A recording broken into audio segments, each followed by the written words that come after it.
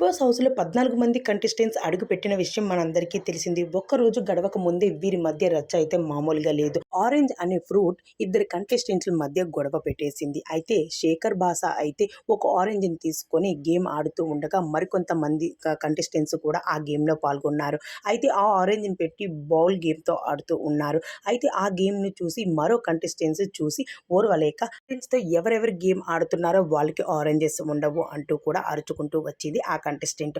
అయితే ఈ మనుషులు ఎవరైనా ఈ ఆరెంజ్‌ని తింటారా అంటూ అంతలో శేఖర్ భాష మాత్రం నేను తింటాను ఈ ఆరెంజ్.